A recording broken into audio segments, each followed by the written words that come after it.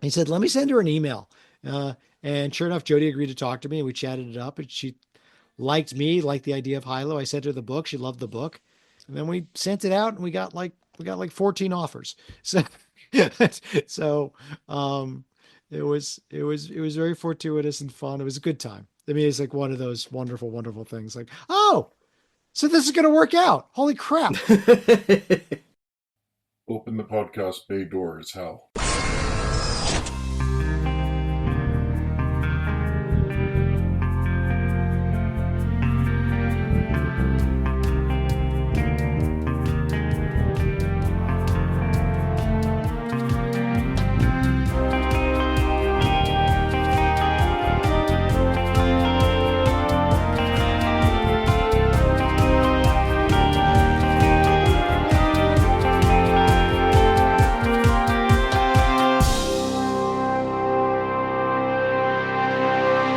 Hello everyone, these are the Welcome to Geektown interviews. I'm your host, Kurt Onstead.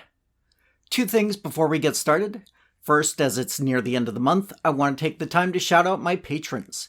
Your continued support is greatly appreciated.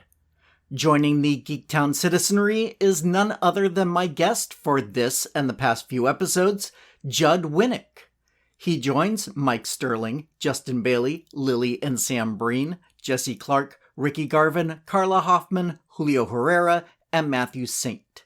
If you'd like to become a citizen of Geektown, it's just $1 per month.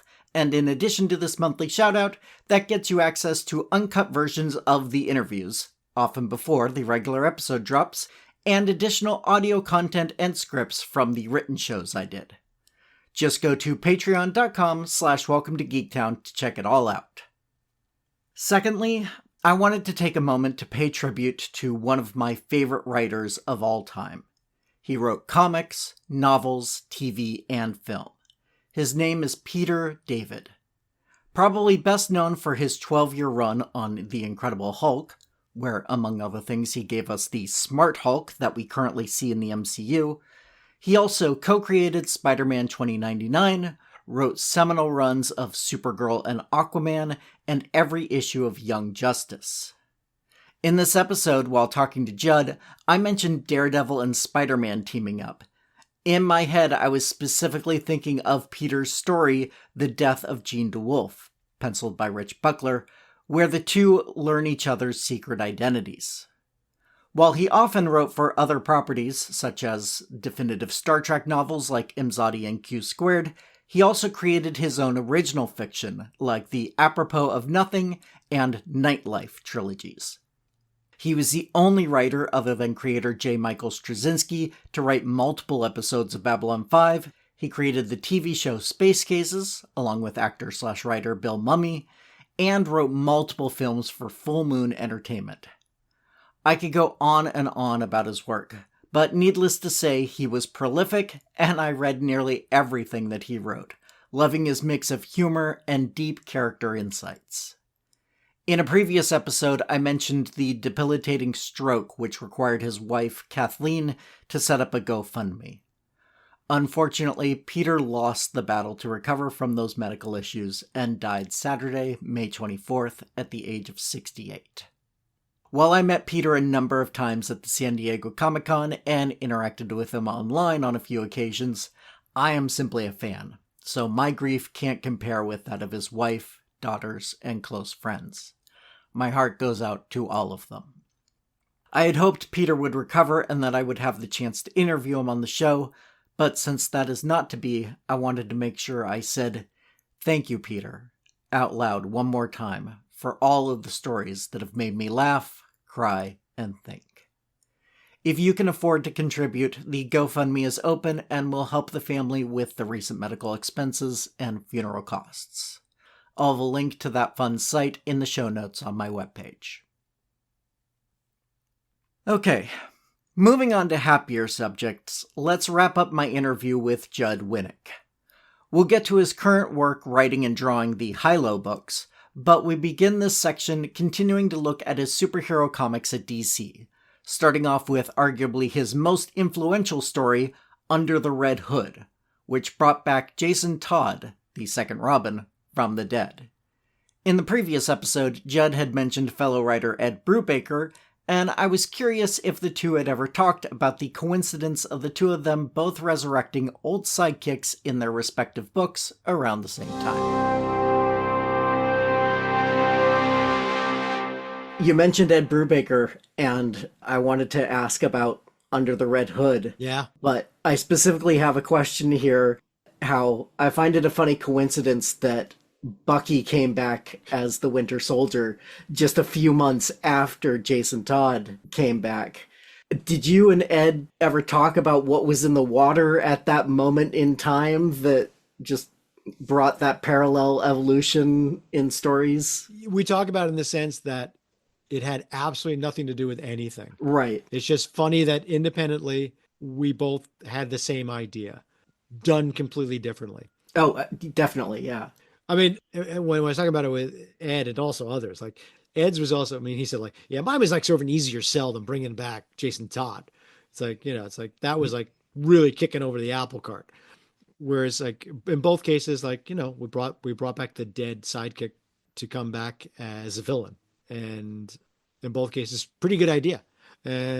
So, and it worked out well for both of them. Yeah, no. And it's like, and I have more of a proud papa sort of feeling about it now, how Jason Todd, the Red Hood, has stayed around, in so many facets that, it's in the video games, it's still in the comics. I have no doubt that at some point, he'll probably wind up in the live action movies in some way. I think it's got to be earned though. I mean, just like they did with Captain America, they figured out a way, like, you introduce Bucky. Yeah. Bucky becomes an important character and then you bring him back, Like you can't just do Jason Todd. He's got to, I don't think he can be the first Robin. Like, I don't know how you do it. It takes a while. Yeah. You gotta earn it. You gotta build to it. So, but I'm babbling. So no, Eddie and I didn't talk about that all until much later. We mostly thought it was funny. Like, holy crap, we came up with the same thing, didn't we? That was so funny. That was so funny. What was editorial's reaction when you first pitched that idea? Because I understand that you had the idea of bringing Jason back and wanted to tell that story. So yeah, how did they react when you brought it up in the first place? It kind of happened a little bit in drips and drabs. I introduced, for one, okay, real quick, I'll retell it again. I've told this story many, many times. I was reading Hush by Jeff Loeb and Jim Lee, a seminal, incredible run on Batman. And in one issue, they reveal that Hush is actually Jason Todd, who had been thrown into the Lazarus pit and returns to the dead. And I thought, holy shit, this is the greatest. I saw it like it was like 100 miles of broken road ahead of us. Like, this is an opera. I love this. This is great. Mm-hmm. As a storyteller, I could like totally see what they were going to do. It's like it was going to be a great story. And then the next issue, they took it back. It's like, oh no, it's actually just Clayface. Like, oh, okay. Well, okay. That's another way to go. So when it was my turn, it's like, I was too excited about the idea. And I did a run with Dustin Nguyen on Batman called As the Crow Flies. And we sort of hinted that Jason Todd might actually be real.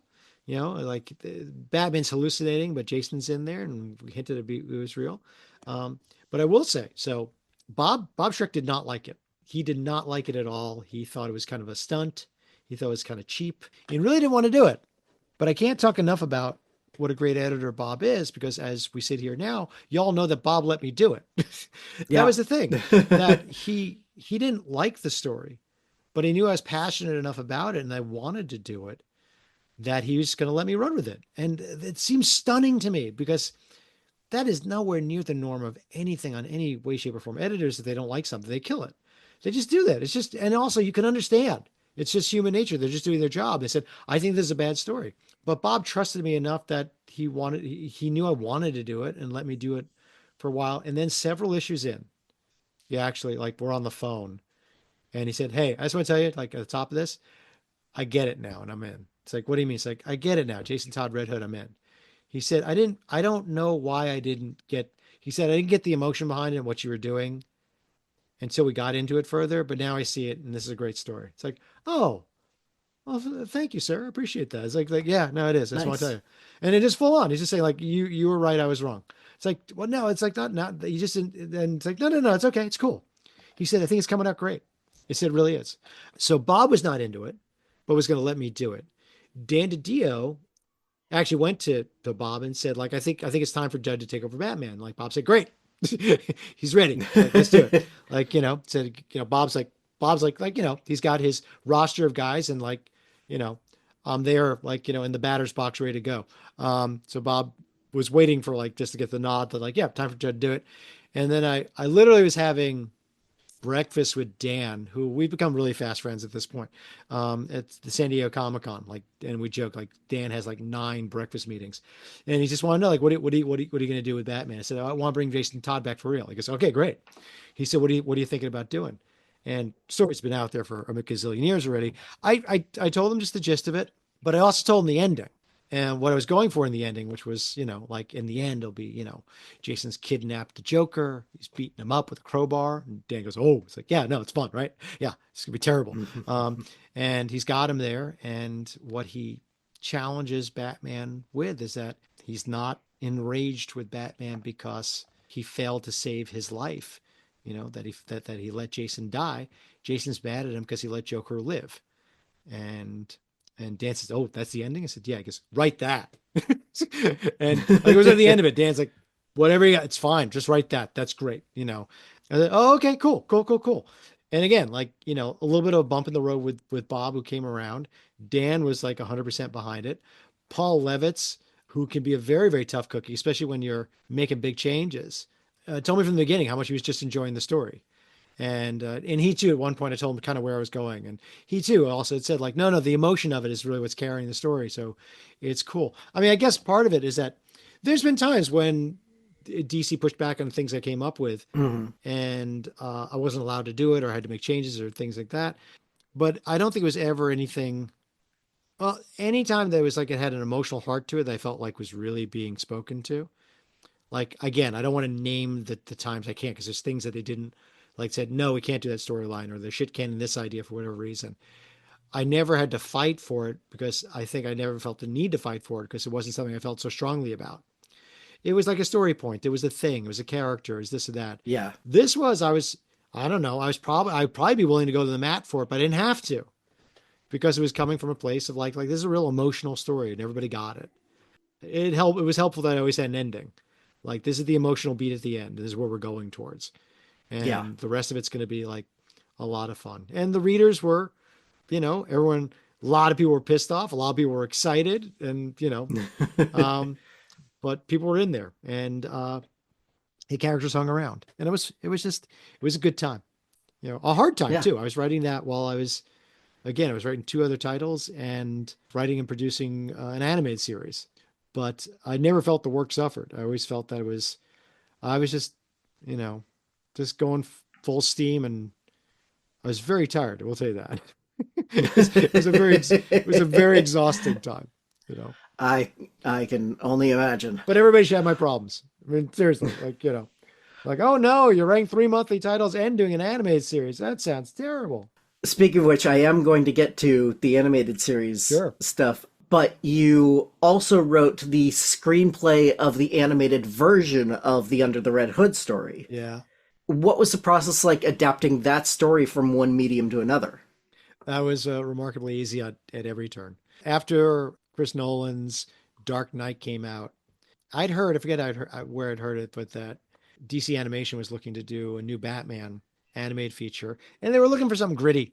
Like, that was the word. Like, we really want to capitalize on just how incredible the Dark Knight was. And me with all my ego in this, like, well, we'll let us do the Red Hood. But I was mostly thinking that, again, I'd worked in animation at this point. I've been working in animation. So I felt very comfortable doing it. And I thought very simply, I said, like, what if I tell the story like this? 1, 2, 3. Like, I had the story in my head about how it would be told in, like, an 85-minute animated movie. Like, let me just take the good parts. Let me just take the real, like, choice big parts. And then I pitched it to Gregory Novak, who was at DC Entertainment at the time, who I knew Greg for a number of years, and he really dug it. And then I got to pitch it to the producers, including Bruce Timm, who later told me that he was going to pass on it, because he simply felt like, how the hell do we tell the entire Jason Todd story? You got to tell, Death in the Family before you tell the Red Hood. And right.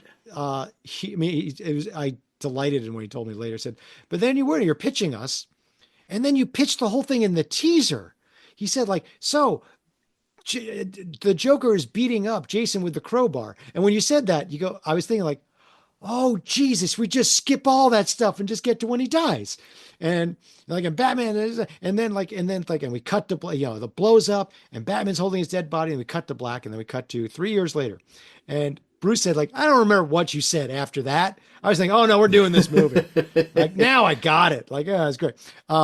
So it was fun pitching it and then writing it. It was not that challenging at all. Cause again, I had 3 years of story, which suddenly I'm just whittling it down to the good parts. And just figuring out what the beats were, like, where are we going here? Like we start here, we get there. That's when Batman realizes this. If this says, oh, what if I bring in Nightwing here? Yeah, I'll be cool. We'll do that. And it just, again, I had done all the heavy lifting for 3 years doing the comic book story, which is, a lot of story and nitty gritty and a lot going on here. And now it's just telling just one bit, just the good parts. And it was fun. And, they were kind of stepping out of the box a little bit by getting different voice talent from what they had previously, which was both, well, for me, fun and sad. Fun that like, oh, we got all these new people doing it. Like, oh, okay. So, but no Kevin Conroy. Kevin Conroy and Mark Hamill are not going to do the voices. Okay. It's like, that's a little hard for me, but yeah. But it just wound up like being incredibly interesting in that way. So it was fun. It was just, and they premiered it at San Diego Comic-Con at Hall H. So it was like an audience of like 6,000 people, and like the most hardcore of hardcore fans coming to see this. And, and they did a great job. It was just really, it's a great movie. They really did a great job. And, everyone should get to have that experience as well. Write a movie and sit with 6,000 hardcore fans when they see it for the first time and the movie actually be good at the same time. Everybody should get to experience that. I was very lucky. Yeah. I'm very jealous. That is something I will never experience myself. You should be jealous. And quite frankly, I don't think I'll ever get to experience that again. I could write another movie. I could do this and that. I don't think I'll ever get to experience writing a Batman movie and sitting with 6,000 people as they watch it for the first time.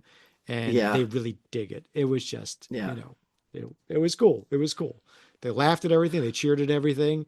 They gasped here and there. It's like, it's great. It's great. So much fun. It was fun.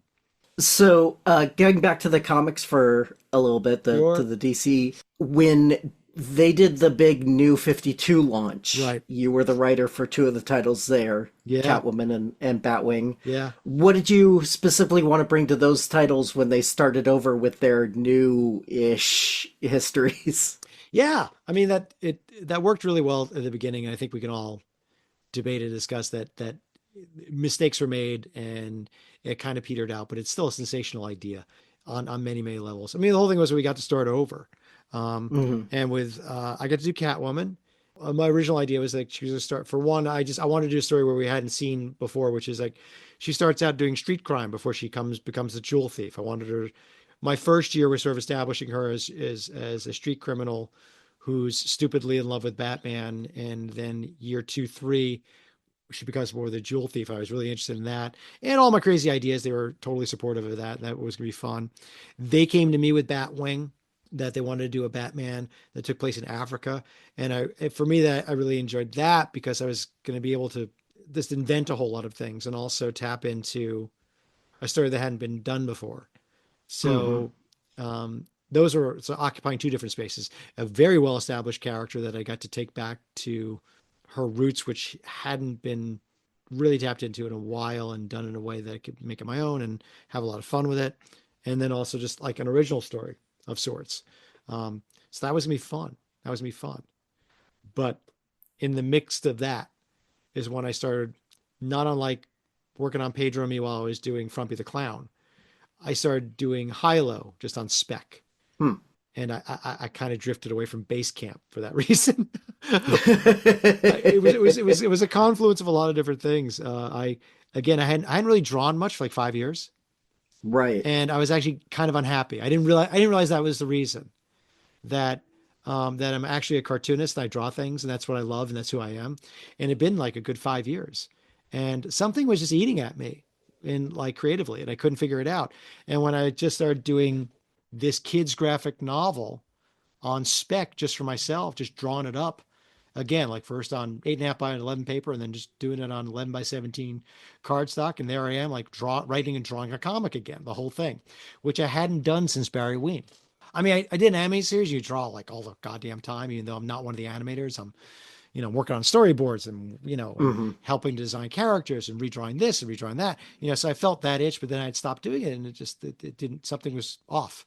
So when I finished the first draft of Hilo, that's when I sort of felt like, yeah, I don't think I want to write the superhero comics anymore. And it was not sudden for me, but it was a little sudden for DC. That's like, yeah, I wanted to step off Catwoman because I sort of had reached an end point, and I was like, yeah, I don't really have the fire in the belly at the moment to take this story further. Um, and so I stepped off that, and then Batwing, same thing. Like I was well into Hilo, and I just wanted to keep doing it full time. I mean, I think the most important thing of note is like a personal one in that one is that I had Batwing wasn't doing great, and DC wanted me to rewrite a 6-issue story arc I had, like not the whole arc, like the outline. Like this is what I see the next 6 issues as, and they're like, can we get something a little more superhero-y? And I was like, again, my heart wasn't quite in it anymore. I was like sort of drifting, and then they Yeah. wanted me to rewrite this, and Pam and I were both working on our laptops on the couch as pre-children. No, it wasn't pre-children. Scratch that. Saying like children enough in the sense that they were both asleep and were working on our laptops on the couch when our kids went to sleep early. And I turned to her and said, like, yeah, I think I want to quit doing Batwing right now. It's like, I said, I mean, like right now, I want to send them an email and say, like, yeah, I think I want to step away from the series. And she says, okay, go ahead and do that. Like, no, you don't understand. Like, I'm not gonna have a job. It's like this is the first time, like, since forever that I won't have a paying gig. And that is when she had always said, like, when you do things when you're doing something you really want to do, when it's coming from your heart, we're always fine. It's always fine. Yeah. And she was right. So like, told DC I didn't want to do it anymore. And they understood, but we're not happy. And like, can we do 6 more issues? Like, I was leaving them in a bit of a lurch, I do admit. But I burned out wasn't the word. I was just way more excited about doing something else.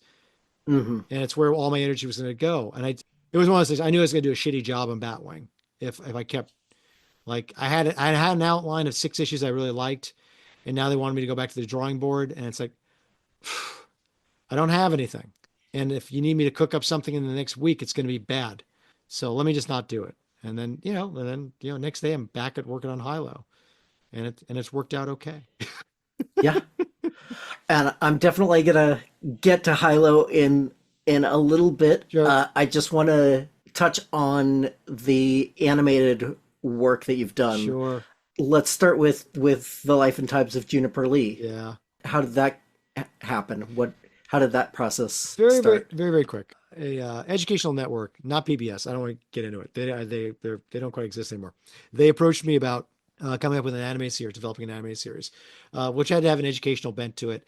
I was a big fan of Buffy the Vampire Slayer, as was my wife Pam, and we cooked up Juniper Lee, which was going to have a little girl who was going to fight monsters and also tell stories about folklore and the like. Hmm. That was sort of going to be the educational bench, like tell the old stories, characters. And in the 11th hour, the network ran into a little bit of trouble, and they had a big budgetary reasons. Like, we are not going to be doing new animated series, but Juniper Lee's all yours. You can own it. It's fine. You can take it elsewhere. So I went to another one of my mentors, Linda Semensky, who at the time was the head of development at Cartoon Network, and I gave her like, I made this show for these guys. So now I don't have to do it as an educational show. I could just make it an action adventure. What do you think? And Linda says, this is great. I like this a whole lot. It happened so fast. Wow. Because my pilot script was a giant graphic novel, like just messy drawings of Juniper. She gave it to her development people, and they loved it. And I got a green light without even doing a pilot. and we just went to series. And it was great. It was a lot of fun. It was a blast. I had never been a boss before. I had never worked hardcore in animation before. Mm-hmm. I had to learn a lot very, very quickly. I had a great crew. I had great people. I had terrific storyboard artists, some of the best people in the business doing the voiceover work. And it was a blast. And the timing stunk. If I had done the show over on the Disney Channel, it would probably be still on. But it was over at Cartoon Network at a time they couldn't figure out what kind of network they wanted to be anymore. They thought they might want to get into more of an action adventure sort of thing. And Juniper was sort of riding this middle ground between being a regular goofy comic show and an actiony superhero show. And I don't think they were Mm-hmm. ready for that. It was more like Kim Possible, which was happening over at Disney. And Right. our ratings were always good, not great. And so it was easy for them after 4 seasons to say like, yeah, I think we're done. And I do miss it as one of the things where like, oh, I wish I could have done more because it was a lot of fun and it was so much. It was really interesting working with so many other people in this way and creating animation. And I still think the show is terrific and taught me a lot and really helped me come full circle when eventually I did when I did Hilo. Mm-hmm. The direct line between Juniper Lee and Hilo is a very direct one. Like I'm doing all ages, action adventure story. Um, Hilo was just pretty much like it's the same vibe. It's the same feel, the same kind of humor, the same kind of space. And I got to do Hilo again. My 10,000 hours to do Hilo has helped enormously by doing superhero stories for 12 years and then doing with Yeah. Juniper Lee for 4. Like just teed me up to like, oh, this is a breeze. This will be easy. And, you know, I loved doing Juniper Lee and I loved how many people loved it. I found out a bunch of years ago that it was a big hit in Brazil, which surprised the shit out of me. It came up on Twitter. All these like teenagers and 20 somethings talking about that Juniper Lee was like the biggest thing of their childhood. It was enormous in Brazil, which I didn't know Huh. until Twitter, like until they reached Yeah. out to me. And that was a lot of fun. It was a lot of fun. Now, IMDb has you as the voice director for one episode of the show. Yeah, it was one episode. I mean, it just I maybe 2 episodes. That was just purely because our voice director couldn't make it, and we'd already done like I don't know, we'd already done like 25 or 30 episodes, where the hell it is. And it's like I'll just do it. And that is one of those things where once you see how folks do it, I mean, I'm bad at it in certain ways. I need to like whatever. I need a technical person to back me up, which is like a voice director will know like, and we're going to take number 4. Okay, we're going to take number 6. That's the one, and marking that and marking that, and marking. They do it all themselves, and I had to turn to Nate, who was like our associate producer, like okay, I think that was 5. Take 5 and 6. I think I'll listen to it later. Okay, but yeah, it was easy for me to be a voice director with the people I was working with because they don't need direction. If you look at the murderer's row of voice talent I had, from Kat Yeah. Susi to Tara Strong to Carlos Ellis Rocky to Phil Lamar, just for God's sakes, these They were know what they're doing. yeah, it's a point in the right direction and let them go. So that made it easy. So I got to do that one time.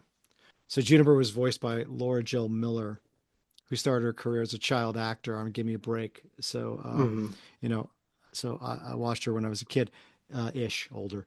But for me, that was an amazing experience working with Laura as well, because she became so synonymous with me emotionally with the character. Like she was the voice of Juniper Lee.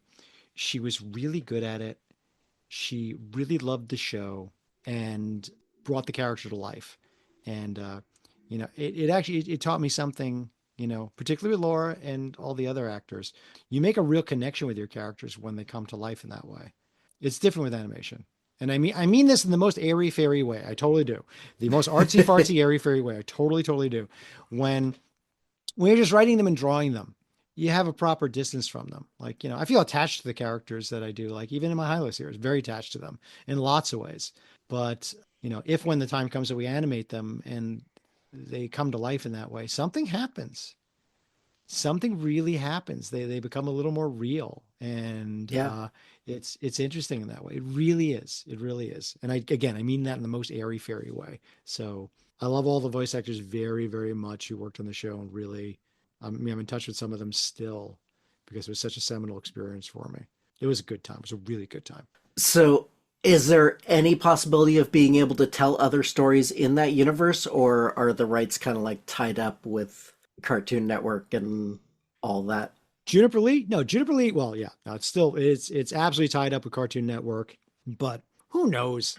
I mean, it might be one of these things where the way the business works, or it's like, I don't know, somebody at some point somewhere could be working there and say like, let's bring Juniper Lee back, and it's like, okay, and if they bother to come to me on it, or I do something that they think my shit don't stink and they come to look to me like, well, how about another series? Or, I mean, or at the same time, like, we could also bring Juniper Lee back. It always just takes somebody to, poke their head out and do that. If it means me Yeah. turning around and doing like a Juniper Lee graphic novel, probably not. Um, Okay. to be honest, because that is, I get a piece of the action, not much, but, uh, but it is a Cartoon Network property, and the folks who own Cartoon Network. Makes sense. Yeah. Now, finally, before we start talking about the work that's taken up most of your time for the last 10 years, Yes, sir. Yes, sir. there's one other project that I've found you as being involved in called The Awesomes. Yeah. Which was very different tonally from Juniper Lee. Yeah. And wasn't your creation. Yeah. How did you get involved in that show? Oh, it was so much fun. So for those playing at home, The Awesomes is a comedy. It's an animated comedy about a superhero team. It was created by Seth Meyers and Mike Shoemaker. Seth Meyers, as in that Seth Meyers, Late Night with Seth Meyers, and Yeah. Mike Shoemaker is Seth's best friend, writing buddy, former writer producer on Saturday Night Live, and now the showrunner of Late Night with Seth Meyers. So they were developing the show for Hulu. I was talking to Hulu about maybe doing a Barry Ween animated series. The head of development at Hulu said to me, like, yeah, we're going to make one animated series this year. It's going to be The Awesomes because Seth Meyers is doing it, and it's working for everybody a little bit more than Barry Ween. We want to just put that aside. But would you be interested in writing with them? It's like, sorry, it's like they are incredibly funny. They've got these great characters. They are good joke guys. They don't have a sense of story that you could bring here because you write comic books and you've done Barry Ween, and also Seth and Mike read comic books. It's like, sorry. So jumping ahead. So yeah, Seth Meyers and Mike Shoemaker, huge comic book fans, big comic nerds. And they had read my stuff when I was doing superhero comics. Mm-hmm. And they also sent the Barry Ween just for kicks. And then we talked, and it was like really simpatico. And I was helpful in the way that, again, they can write jokes all day long, but what they were having trouble with was just literally coming up with like superhero plots. And it's like, no, you got this guy. So we'll do this, and then we'll have a fight, and then we'll do this. And that. They just needed someone to help come up with the structure of the story. And they tossed it to me to do a pass on. Was the pilot of the second episode? I forget what it was. I did an episode, and they just came back like, yeah, let's do it. And it should be noted, and Seth and Mike are like the greatest guys. I think so many people have had bad experiences with Hollywood. My understanding that Seth and Mike aren't necessarily outliers, but they're the greatest. They've always been. So like they were so much fun to work with. They're incredibly generous with not only their time, but as far as like sharing the work and the experience and everything. It was so much fun. It was so much fun. Hmm. So the first season was just like the three of us. Seth writing some episodes, me writing some episodes. Him and Mike ran a couple, and we got a couple of like freelancers, and and then we kept moving forward, and then I got just too busy with Hilo, and I had to step out. But I got to know those guys. It was a blast. It was a blast, actually. Again, it was a little bit like superhero comics. I'm working for somebody else. I'm working with someone else's characters, but it'll always infinitely more fun because it's all about the comedy. Except these guys take comedy very, very seriously. It's a very interesting dynamic, and writing for television, which wasn't something that I was necessarily used to doing with other people. Like I'd done my own show for 4 years, and that was great. So I knew the ins and outs. I know how these things work, and that was helpful. But man, it was fun. It was a good time. And I'm still friendly with those guys today. It's been 10 years. And still. And so, Nice. yes. And so every now and again, Seth lets me come on the show and plug Hilo. So that's nice. Now, another one of those research things where I get conflicting information. Wikipedia says you were the head writer of that show. Yeah. Well, because I was. But IMDb lists you as the writer for like 7 of the 30 episodes. How? What's the? I think I was head writer, co-producer, something for season 1 or some crap like that. I got a producer credit, whatever. I mean, these credits don't mean anything. Okay. I mean, what was I doing? I was doing a lot of everything, Yeah. I wrote some of the episodes. We talked about every single episode. I gave notes on every script. Mm-hmm. Seth rewrote my stuff. I gave notes on his. He and Mike Shoemaker had final say on everything. It's their show. And again, I got a producer credit because there's like just the fucking 3 of us doing the show at this point. I mean, doing that part of it. There's like 100 animators, Right? Yeah. things like that, and storyboard artists and folks like that, and directors and whatever. No, I was like a big cheese for a little while on this show, and I was working hard. I was bringing a lot to the table. So, being the big cheese was justified. Yeah. But honestly, I was just showing them what they already kind of knew to do, but didn't realize it. It's like, no, you got to tell a super story. You got to have a fight. Superheroes fight, unless you don't want them to. Do you want them to be superheroes? Like, okay, but we do fights, and we'll make some of the fights funny and whatever. Yeah. So I've heard the creation story of Hilo, but since not everyone has had a chance to be at one of your signing events or talks, do you mind going over the origin story for my listeners? No, not at all. It feels like we've led to this over the last couple hours we've been talking. Yeah.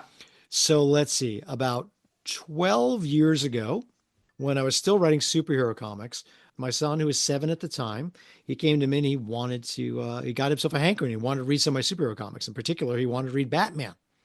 And I had to tell him, no, you may not read my Batman comics because, you're 7 and, dead parents, murder clown, like it's not great. So I gave him Jeff Smith's Bone and he absolutely loved it.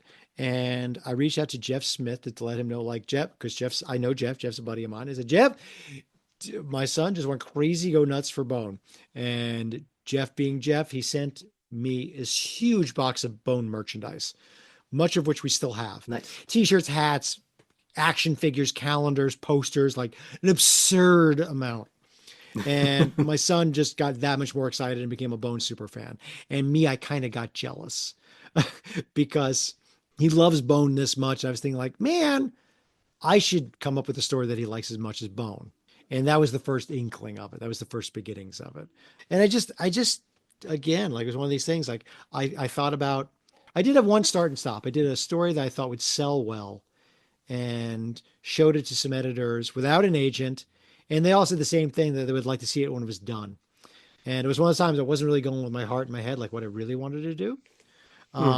So I simply sat down like, well, what do I really want to do? It's like, I kind of want to do like a superhero story for kids, sort of in the vein of like, what do I like? So it's like Barry Ween. I want to do a story about kids. They just won't curse all the time. And, ripping off a little bit from Superman, ripping off a little bit from E.T., ripping off a little bit from Iron Giant, a lot of Doctor Who, a lot of Star Wars, and like suddenly put it in this big bouillabaisse of ideas and things that I love. And it's like, okay. And it got real simple. Like, a kid from another planet, turns out he's a robot, meets 2 other kids and they go on adventures and the kid's got amnesia. The amnesia thing is the thing that like really works for me. Like, didn't remember what he was. And I did it on spec, meaning that I didn't have a publisher. I didn't have anything. I didn't have a literary agent at the time who could handle it. My literary agent who handled Pedro and me doesn't really do children's books. Didn't do children's books. So I did the thing that you don't do now, which is like I just wrote and drew the entire book in pencil, like fully lettered and done, like not even like a submission. I just did the book. And oddly enough, fun part of the story is that Brad Meltzer is actually looking around for an agent who handles children's books at the same time. And he said, I just spoke with this woman, Jody Reamer. You should totally talk to her. Like when? Like I spoke to her yesterday.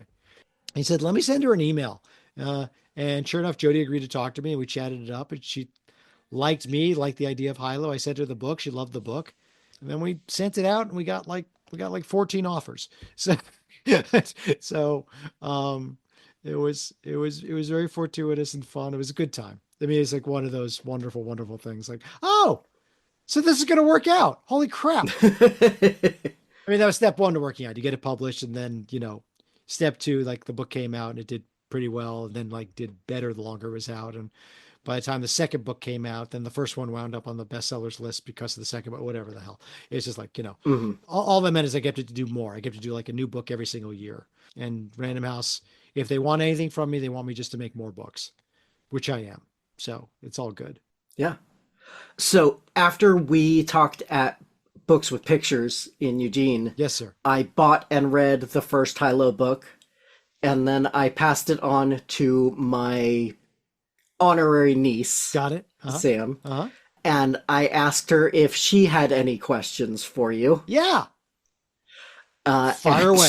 If they're not spoilers, then I'll answer them. There's just one. She wanted to know, why is Hilo's origin story so similar to Superman's? Because they all are. I just, I like characters fall out of the sky. I mean, his like, it's similar in the sense. I mean, he fell out of the sky. That's about it. He's from another world and he fell out of the sky. Is there more? Well, he does have Superman colors. That was my choice. She pointed out she's more of a Marvel girl than a DC girl. Got it. But we watched the '77 Christopher Reeve Superman. Yep. And so she said, boy from another world, Check. crash lands, Check. is found by somebody and immediately adopted into their family. Sure.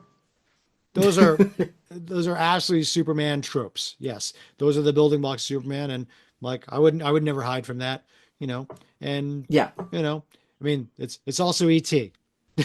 and Iron Giant. True.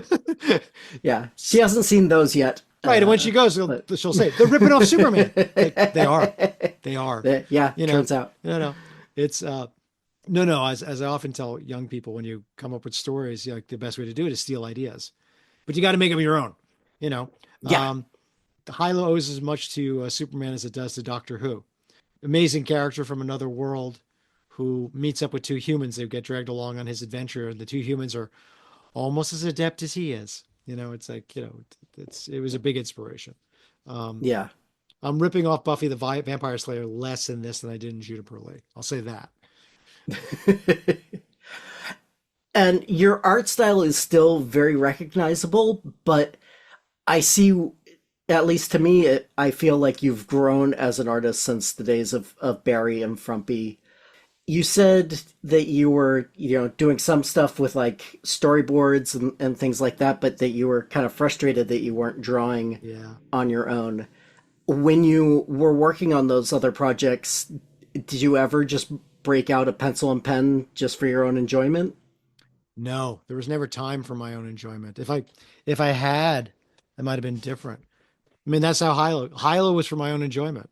That's how it happened. Yeah. I mean, that's absolutely how it happened. I mean, I learned so much about storytelling by actually doing animation, by doing my own show, moving the camera more and sort of, allowed me to get just a little more brevity, with my storytelling, which is important. With my superhero comics, we get kind of verbose. We get kind of, expanded storytelling. There was less about that with Hilo. It is fairly expanded here and there, but with kids and all ages books, it requires you to be a little more succinct. And as far as art style, for one, thank you. I like to think from the first Hilo book to the 11th Hilo book, I'm getting better. I mean, I hope that. I often quote jazz musician Branford Marsalis, who, and I am no Branford Marsalis. This is about just taking the philosophy, as it were. Mm-hmm. He talks about, and this is 20 years ago, so he was in an interview and he was talking about like, yeah, someone said to me, yeah, it must be great to be at the top of your game. And Branford said, he said like top of my game. God, I hope not. I hope not. I hope I hope I got a ways to go. I hope I get better. I hope I have more to learn. Yeah. And that's kind of how I feel too. I'm still hoping I get better. I still look at a lot of what I'm doing in the Hilo books and I do want it to be better. And some of it is I don't know exactly how to do that. Some things I do, and I'm working on that. When it particularly comes to my art, the drawings, I do like to think I'm getting better. I do love doing it. That's the big thing. When I get to draw the work, it's just the best. Like the best couple of months for me work wise every year is when I'm done penciling and now I just get to ink. I just get to draw. Hmm. I don't have to worry about anything else. And like this is my job. I'm gonna be drawing pictures, all day. It's like it's the greatest. It's Yeah, the greatest. nice. Now, unfortunately, I haven't read all the Hilo books, It's okay, you but got from plenty of what I time. understand, they go into some darker storylines or at least events as Yeah. they go along, even if they're still primary for a younger Yeah. audience. How do you balance the tone of the book when the story calls for something more serious?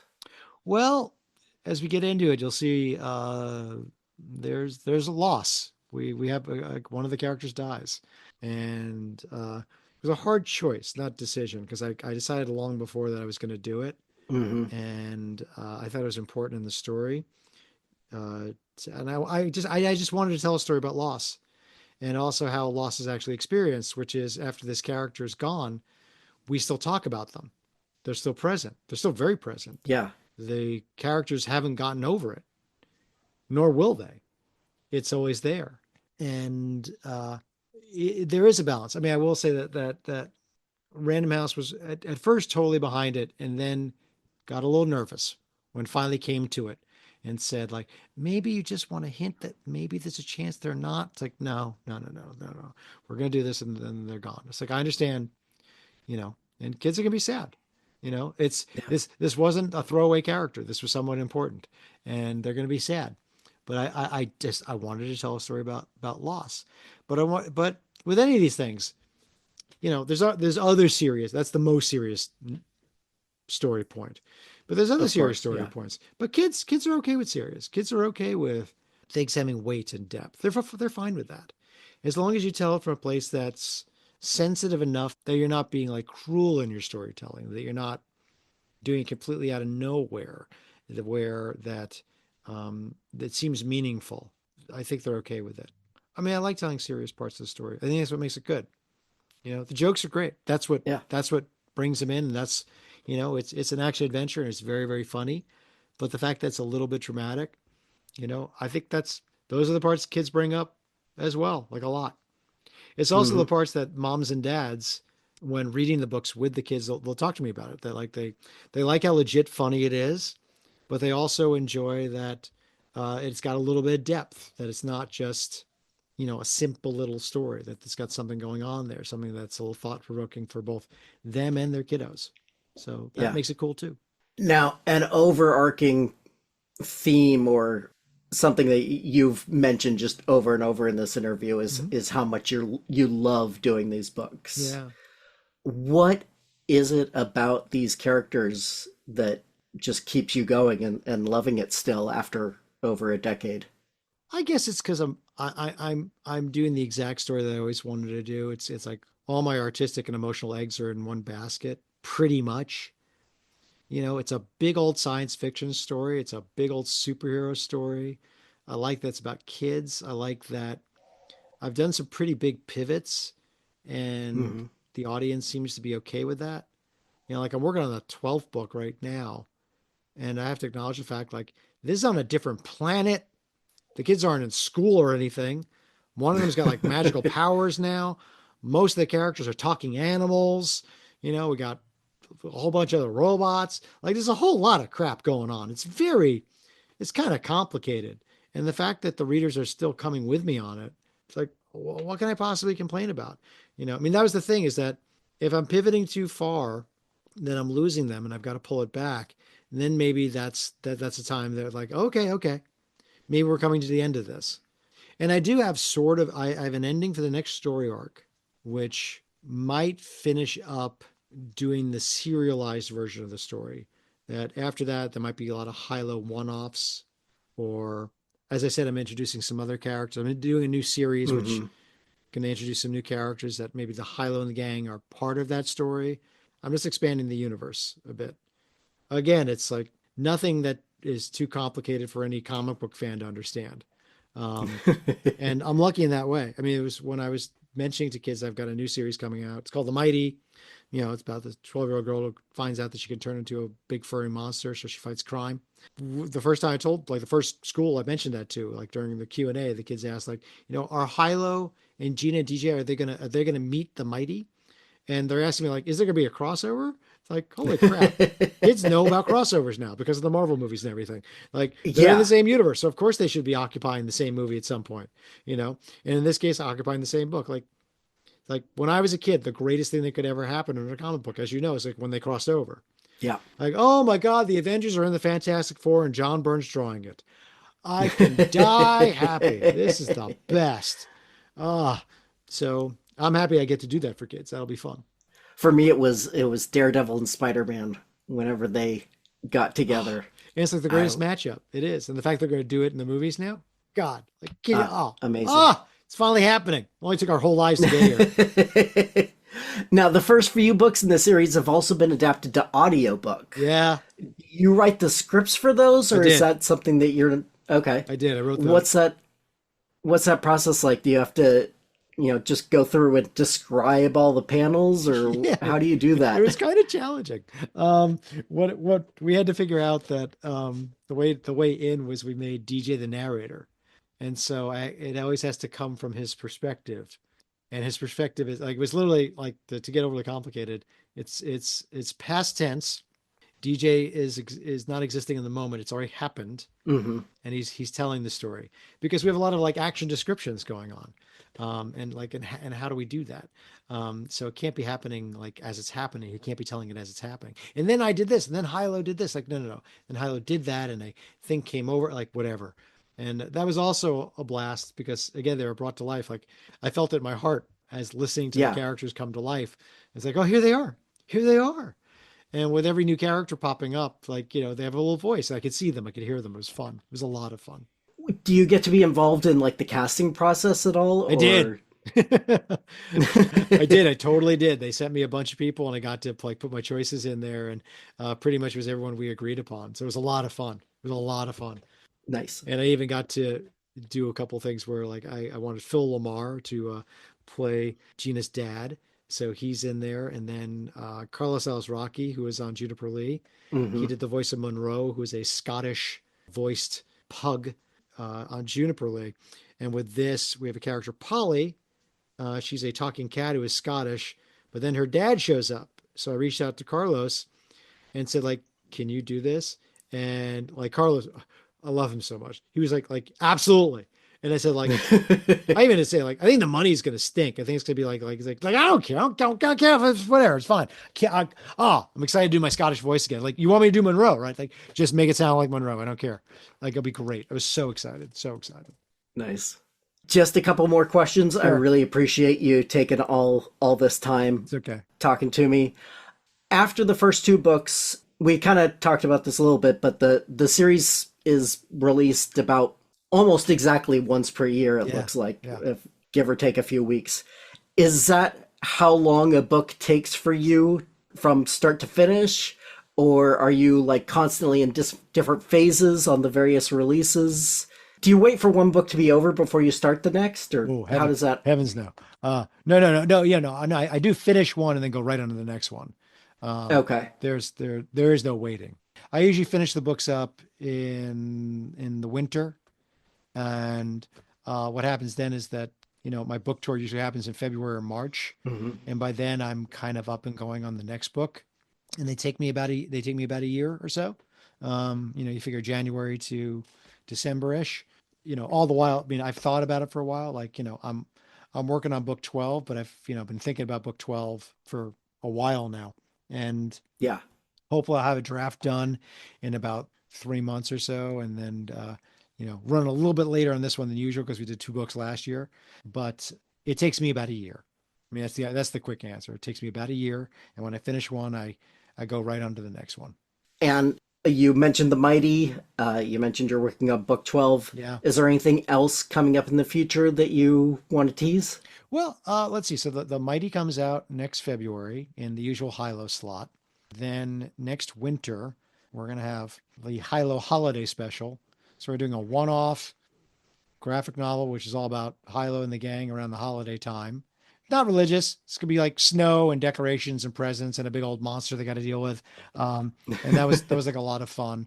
And we're gonna do some of those. Like I just had an idea for a holiday book, and I had an idea for a Halloween book. I mean, literally in my head, it's like these are like the animated specials. They just kind of work in that way for me. Yeah. And I've always wanted to do it. Those are coming up next. Then another Hilo book. We are still talking to some folks about an animated series or an animated feature. It's still just talk. You all will know when I know. I'd be excited about that. That's a lot of fun. But yeah, definitely just, like more of the same, but more of the different too. Cause it's like, again, I get to pivot and do interesting things with these books, but some crossovers coming in the not too distant future. The next 3-4 years, we'll see stuff like that. The new characters crossing over with the old ones. It'll be fun. Awesome. Daredevil and Spider-Man together, man. It's going to be awesome. Yeah. All right. Again, thank you so much. I know this went longer than I had originally said, but... That is okay, sir. I'm happy to do it. In all my years of interviewing, both here and in a previous job interviewing actors and musicians for syndicated radio, Judd was absolutely one of my favorite people to talk to. As you can tell, he has a genuine joy that is infectious, and I want to thank him once again for taking the time to sit down and chat. Remember that an uncut version is available at patreon.com/welcome to Geektown. It's just $1 per month for access to that and lots of other audio and written content. If you would like a free way to help the show out, leaving a 5-star review at Apple Podcasts or other podcast site is always appreciated. Either way, as long as you continue to listen, we'll always say, Welcome to Geektown. Population? Us. Questions for the Welcome to Geektown interviews are written by me, Kurt Onstead. I also host, edit, and produce the podcast. Theme song was written by Aaron Levitz, logo art by Archie Centeno.